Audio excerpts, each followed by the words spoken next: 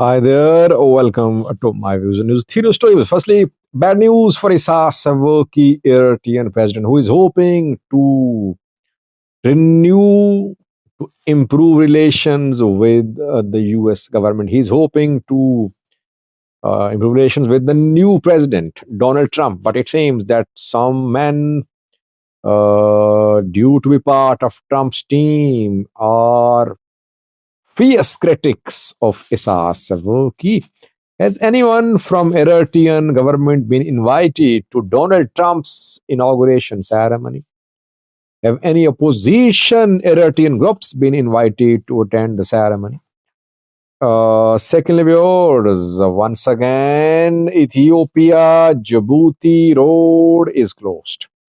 Oromo Liberation Army issued a statement a few hours ago about closure of this road. Lastly, is US going to impose sanctions on Sudanese General Abdul Fattah al-Burhan? Because a week ago, US imposed sanctions on Hamdan Dagalo, RSF chief, called Hamati as well. Let's start from Eritrea, viewers. I think bad news for Eritrean government. It seems that some very fierce critics of Isaias Afwerki are going to be part of Donald Trump's government. Donald Trump will take office on the 20th of January. After almost 4 days, he'll be in office.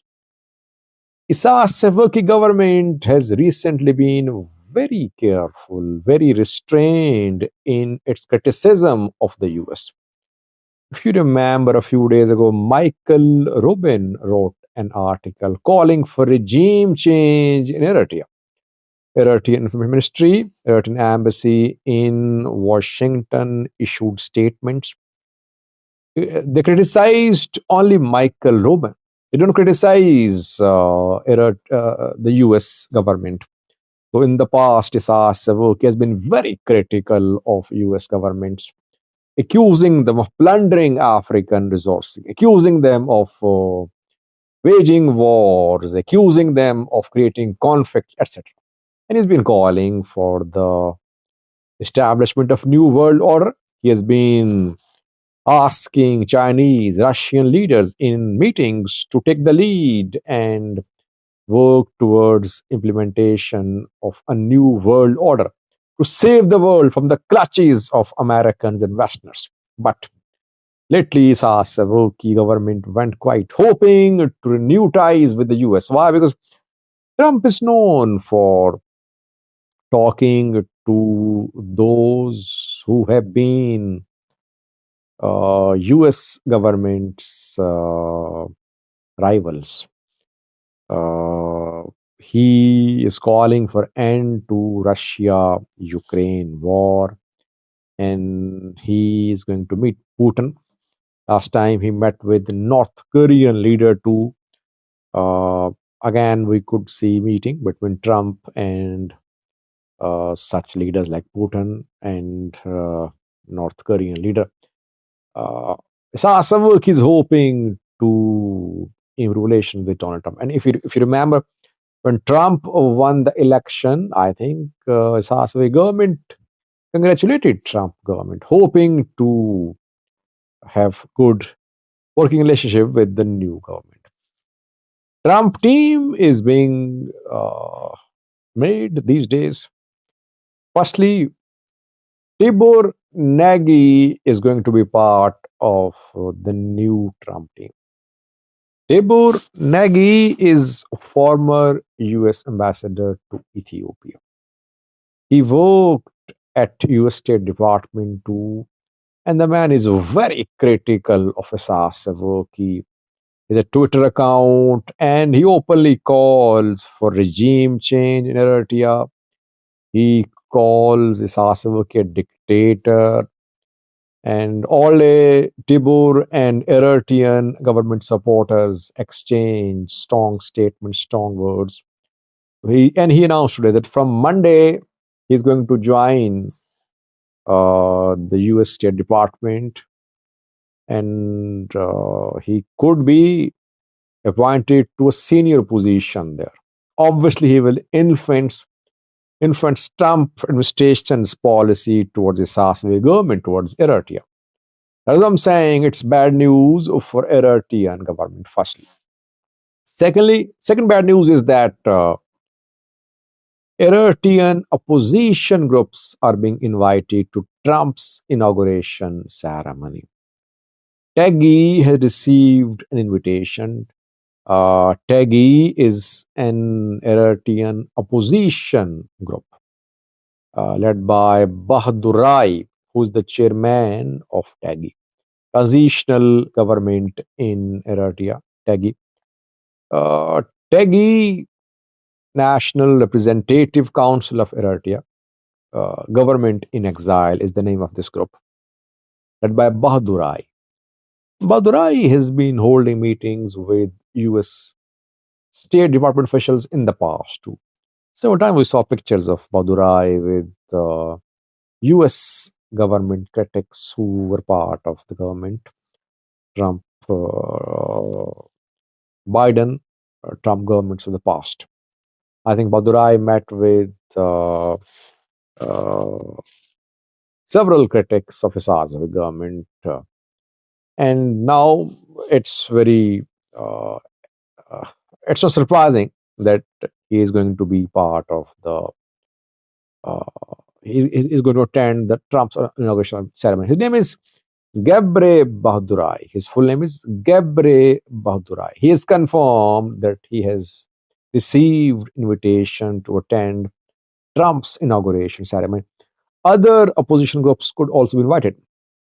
By the way, these groups are funded by the US government. I am not saying they are not genuine Eritrean opposition groups, but they're funded. And in the past, reports were shared about the Eritrean opposition groups receiving support, financial support from the US government.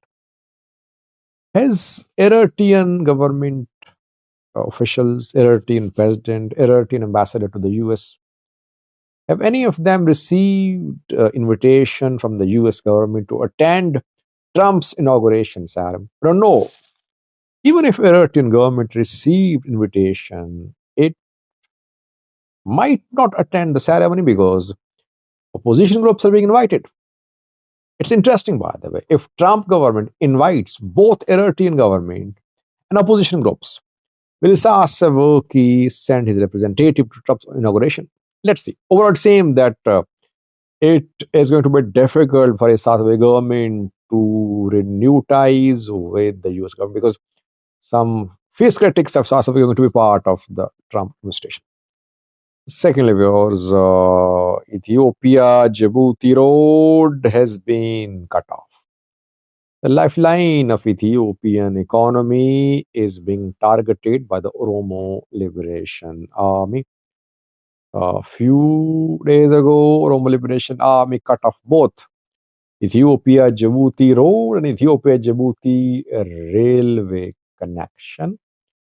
And today, OLA issued a statement confirming the suspension of vehicle movement along Ethiopia Djibouti road. Since Wednesday evening, the road has been cut off, according to a statement issued by the Oromo Liberation Army. OLA says that it has disrupted the traffic along the road near Awash. Last time too, I think in the same area, OLA members cut off the road. It seems OLA is now changing its strategy. It is now turning to offensive operations. Maybe after Sani Nagasa's surrender, Sharabbe's surrender, Komsa Dereba Group has realized that it should change the strategy. The strategy adopted by Komsa Dereba Group is not producing any results. Rather divisions, rather hundreds of fighters joining the government. Now, OLA is on the offensive. It is killing Oromia regional government officials, Oromia zonal and Wareda government officials. It is carrying out hit and run attacks on convoys of government officials, and it wants to hurt Ethiopian government by attacking Ethiopia Djibouti road, Ethiopia Djibouti railway line, because both are the lifelines of the Ethiopian economy. If the road and the railway line remain cut off, definitely it wouldn't be good for the Ethiopian economy. Already we're seeing economic troubles. People are seeing cost of living rising. Ethiopian government increased fuel prices over 11% a few days ago. Debt restructuring has not happened so far, and the value of beer in black market is declining. Dollar again rising. Did a video on that yesterday. Now dollar in black market is being sold for 150 beers. The price was around 130 beers a few weeks ago. Overall, economic indicators are not good. Short term, not good. Don't know about long term. If OLA's continues disrupting movement along Ethiopia Djibouti highway, and if it continues attacks in Oromia, I think we could see problems for the Oromia region residents, for Addis Ababa residents. Fuel shortage is already being reported in Benishangal Gomez, in Bahir Dar, in other parts of Ethiopia. If OLA intensifies its attacks, we could see shortage of more commodities in Oromia, in Addis Ababa. Let's see, has OLA decided to change gears, or is it just trying to prove that it is there, it's a force to be reckoned with, and just surrendering of Tani Nagasa does not mean that OLA has been finished? Let's see what happens. Thirdly, viewers, is the US government going to impose sanctions on Sudanese General Abdul Fattah al Burhan? Well, this is what is being reported by some US government officials on condition of anonymity. On Saturday, the sanctions are going to be imposed. A week ago, US government imposed sanctions on Hamdan Dagalo, RSF chief called Hameti. US imposed sanctions on companies affiliated with the Rapid Support Forces. One company is based in the UAE. And back then, the US government accused RSF fighters of being involved in genocide in Sudan. Why is Al Burhan being sanctioned? US government accuses Al Burhan of not showing interest in joining talks, of blocking aid deliveries, of attacking civilians. US and Saudi Arabia tried to find a solution by leading talks between RSF and Sudanese military in Jeddah. Talks did not succeed. War ongoing. Both parties trying military option. Both receiving weapons from abroad. Large-scale deployment and displacements of people, and people dying. It's attacks on civilians being confirmed as well. Grave human rights abuses being reported. Humanitarian crisis unfolding in Sudan. US, I think, has realized that it cannot single-handedly lead peace process in Sudan. So that is why it's going now. It's sanctioning both parties. Who will find the solution, by the way? US is sanctioning both the parties. So many mediation initiatives have been tried so far. Saudi Arabia mediated. Turkey offered to mediate recently. US mediated as well. Eritrea wants to find a solution as well.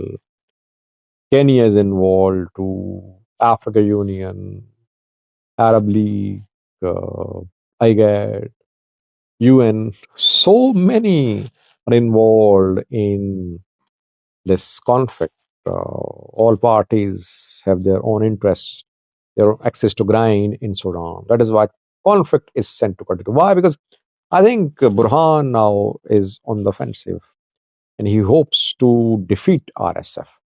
RSF receiving support from UAE are under pressure, but they're not in the mood to surrender. So war is set to go on, it seems. Let's see what sanctions will be imposed on Al Burhan. Will there be financial sanctions or travel ban? Let's see. If travel ban is imposed, Burhan won't be able to attend any UN meetings because I think he attended a UN session a few weeks ago in the US. Thank you for watching.